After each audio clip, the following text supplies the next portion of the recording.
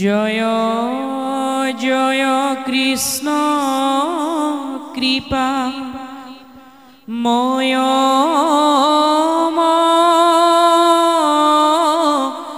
হে স্বৰ যাৰ আজ্ঞা হিৰে বহে ব্ৰহ্মা হৰি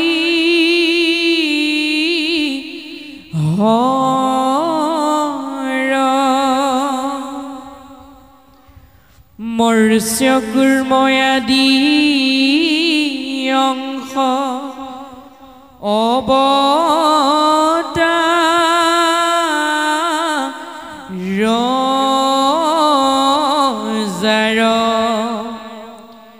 ঈশ্বৰ কৃষ্ণ কোটি কোটি নমস্কাৰ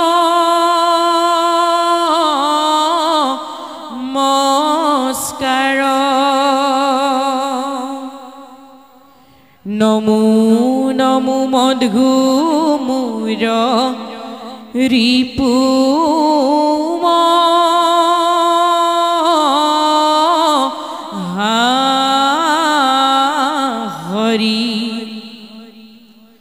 অন্তৰ জুয়ুতমতি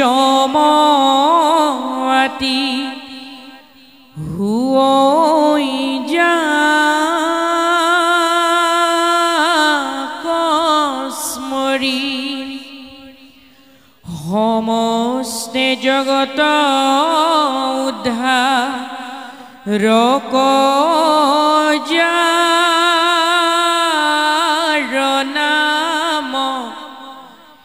হেনয় কৃষ্ণক কৰো সহস্ৰ প্ৰণাম প্ৰভু ভগৱন্নিত ভক্তৰ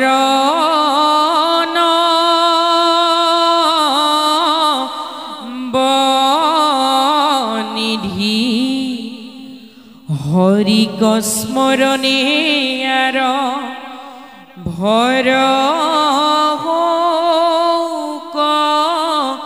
সিদ্ধি পৰীক্ষিত মুখ্য কথা দ্বাদশ স্কন্ধৰ কৃষ্ণৰ চৰণে ভনে কিংকৰ কৃষ্ণৰ এৰাম প্ৰথম স্কন্ধৰ পৰা দ্বাদশ পৰ্যন্তে কহিলা ৰাজাত মহা মুনিন্দ মহন্তে সংক্ষেপ কৰিয়া উদ্ধাৰিয়াতাৰ হাৰ শংকৰে ৰচিলা কৃষ্ণ চৰিত্ৰ প্ৰয়াৰ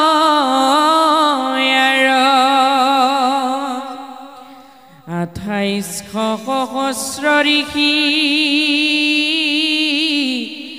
বেদত প্ৰধান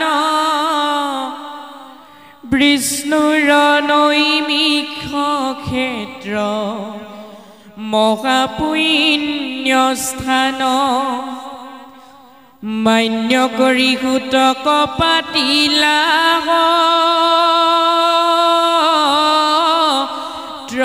তথা সৌনক প্ৰমুখ্যে শুনে ভাগৱত কথা হৰি ৰাম ৰাম ৰাম ৰাম হৰি ৰাম ৰাম ৰাম ৰাম। আমি সমস্তই শ্ৰীমদ ভাগৱত শাস্ত্ৰৰ পদচন্দৰ মংগলাচৰণ ইতিমধ্যে পাঠ হৈ গৈছে। হৰিসুখৰ আনন্দৰ স্পৰ্শদান কৰিবৰ বেলিকা মংগলযুক্ত আচৰণ কৰাকেই মংগলাচৰণ বুলি কোৱা হয়। অভিধানত চাবলৈ গ'লে আমি পোনপটীয়াকৈ পাম যে মংগলযুক্ত আচৰণ কৰাকেই মংগলাচৰণ বুলি কোৱা হয়। এই মংগলাচৰণ অৰ্থাৎ ভাগৱতৰ প্ৰথম স্কন্ধৰ আৰম্ভণিতেই ব্যাসদেৱে সুন্দৰকৈ উল্লেখ কৰিছে যে জয় জয় কৃষ্ণ কৃপাময় মহেশ্বৰ যাৰ আজ্ঞা হিৰে বহে ব্ৰহ্মা হৰিহৰ।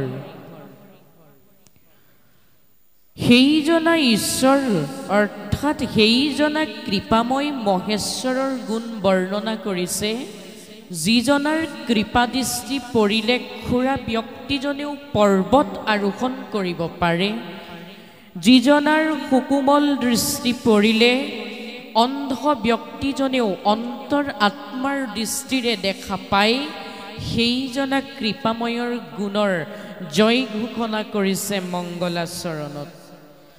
কৈছে জয় জয় কৃষ্ণ কৃপাময় মহেশ্বৰ যাৰ আজ্ঞা হিৰে বহে ব্ৰহ্মা হৰিহৰ। যিজনা অনন্ত কোটি বিশ্ব ব্ৰহ্মাণ্ডৰ অধিকাৰী, যিজনাৰ আজ্ঞা অনুসৰি ব্ৰহ্মাই সৃজন, প্ৰভু বিষ্ণুৱে পালন আৰু মহাদেৱে সংসাৰ, এই সংসাৰ চক্ৰৰ তিনি কাৰ্য পৰিচালনা কৰি থাকে, সেইজনা কৃপাময়ৰ নামহে বৰ্ণনা কৰিছে মংগলাচৰণত। মৎস্য কুৰ্ম আদি অংশ অৱতাৰ যাৰ, ঈশ্বৰ কৃষ্ণক কৰোঁ কোটি নমস্কাৰ। যিজনাই চাৰিওটা যুগতেই সত্য ত্ৰেতা দ্বাপৰ আৰু কলি, এই চাৰিওটা যুগতেই ধৰ্মক প্ৰতিষ্ঠাপিত কৰিবৰ বাবে, অধৰ্মক দূৰ কৰিবৰ বাবে যুগ ভাস্কৰ হিচাপে যুগে যুগে অৱতৰিত হৈ আহিছে, যিজনে যুগে যুগে 10 অৱতাৰ ধাৰণ কৰি আহিছে, তেৰাৰেই গুণনামৰ জয় ঘোষণা কৰি তেৰাৰ চৰণত কোটি কোটিবাৰ নমস্কাৰ কৰিছে মংগলাচৰণ ভাগৱতে। ধৰি বাৰম্বাৰ 10 অৱতাৰ পৃথিৱীৰ ভাৰ খন্দিলা অপাৰ, যিজনে বাৰম্বাৰ সেই 10 অৱতাৰকে ধাৰণ কৰি পৃথিৱীৰ ভাৰ, পৃথিৱীত পৰি থকা অধৰ্মৰ ভাৰবিলাক দূৰ কৰিছে, সেইজনাৰ ধ্বজ ব্ৰজ চৰণ কমলত জয় জয়তে সেৱা জনাইছে মংগলাচৰণ ভাগৱতী। নমো নমো মধুমূৰৰ ৰিপু মহাহৰি, অন্তৰ্যু উত্তম আতি হুৱে যাক স্মৰি। সমষ্টি জগত উদ্ধাৰক যাৰ নাম, সেনয় কৃষ্ণক কৰোঁ সহস্ৰ প্ৰণাম। যাৰ গুণনামৰ বলত পৰম অধৰ্মী পৰম পাপীজনেও সংসাৰ সাগৰখন, সংসাৰ চক্ৰটো অতি সুকলমে পাৰ হৈ যাব পাৰে, যিজনাৰ গুণনামে সমস্ত জগতখনকে উদ্ধাৰ কৰি আছে, সেইজনা কৃষ্ণকে সহস্ৰবাৰ প্ৰণিপাত কৰোঁ বুলি মংগলাচৰণ ভাগৱতত উল্লেখ কৰিছে। আমি সমস্তই ক'লোঁ যে যাৰ কৃপাদৃষ্টি পৰিলে অন্ধ ব্যক্তিয়ে দেখা পাই, খুৰা ব্যক্তিয়ে পৰ্বত আৰোহণ কৰিব পাৰে। আমি যদি তাৰ প্ৰমাণো বিচাৰোঁ, প্ৰমাণ দিলে জগতগুৰুজনাই 10ম স্কন্ধ ভাগৱতৰ বেদস্তুতি অধ্যায়টোত তাত উল্লেখ কৰিছে যে যাৰ দয়া বলে খুৰা পৰ্বতে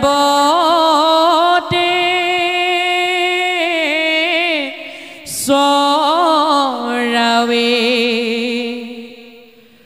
মুখে ৰব নাহি যাৰ হিউ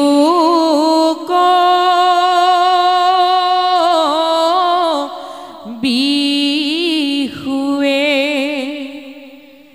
হেনয় পৰমানন্দ বন্ধু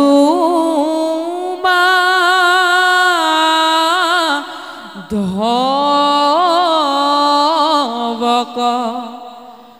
কৰা কৃপা বাপ কৃষ্ণ মই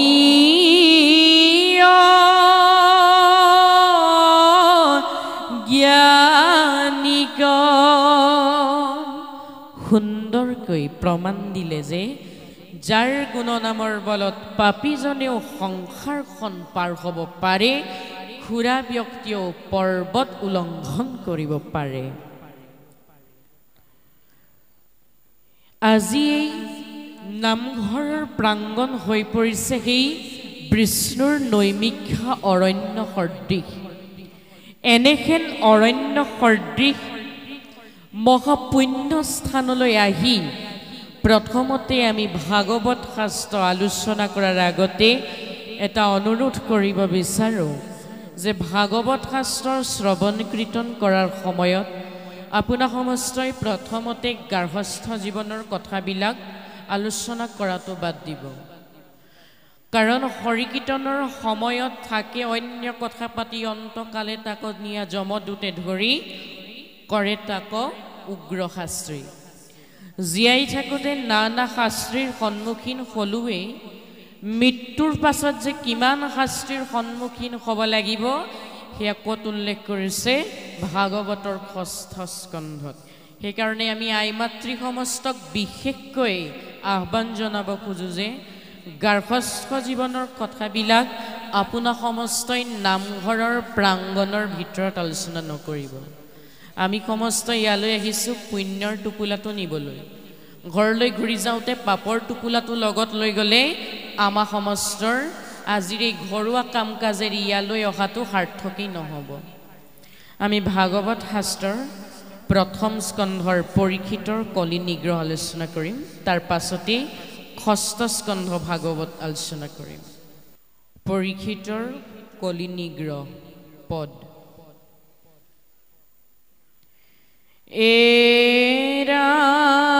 ৰাম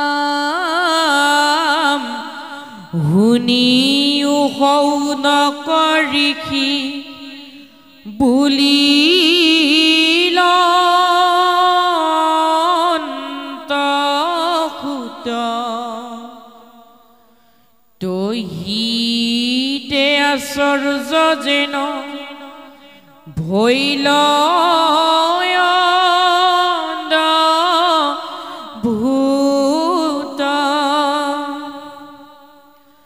কৰি দিগবৃজয় জয়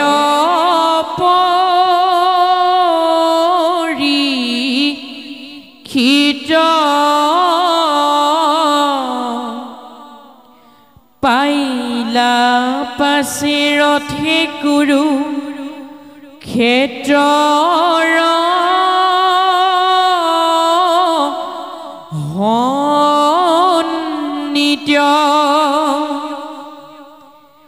দেখিলা নিপতি তৈতে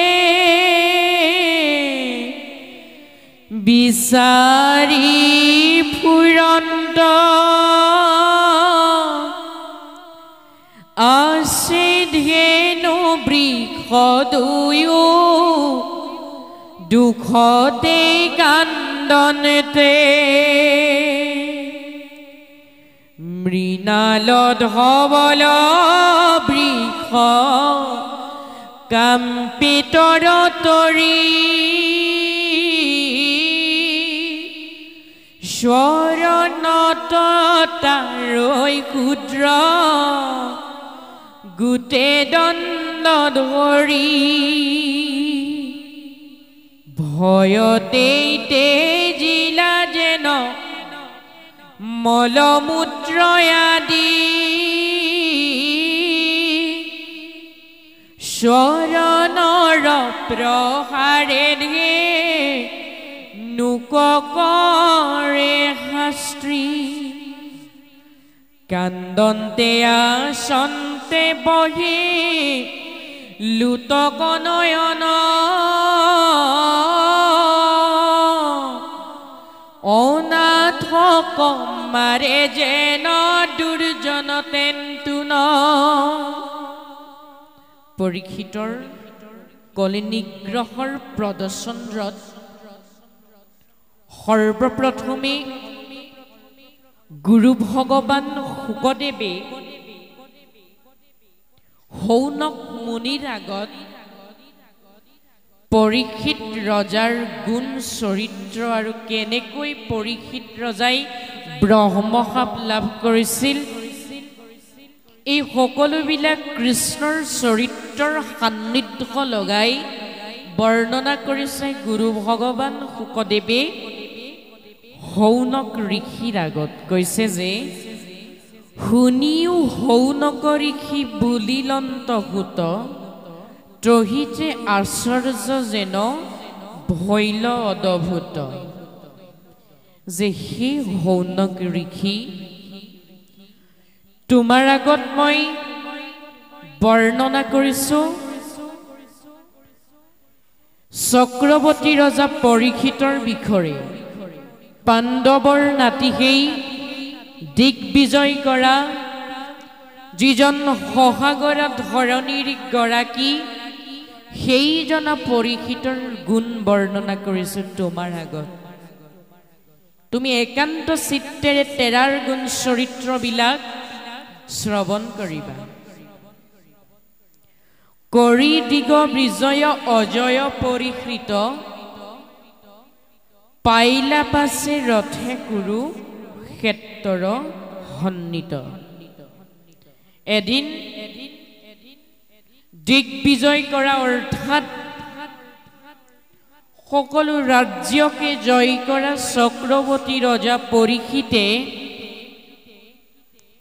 নিজৰেই স্বদিব্য ৰথত বিদ্যমান হৈ আহি সেই ধৰ্ম আৰু অধৰ্মৰ যুঁজখন অৰ্থাৎ যিখন ভূমিত কুৰুক্ষেত্ৰ মহাৰণ সংঘটিত হৈছিল সেই কুৰুক্ষেত্ৰ মহাৰণৰ ভূমিতেই অজয় পৰীক্ষিতে নিজৰ দিব্য ৰথত উঠি আহি সেই কুৰুক্ষেত্ৰ মহাৰণ হোৱা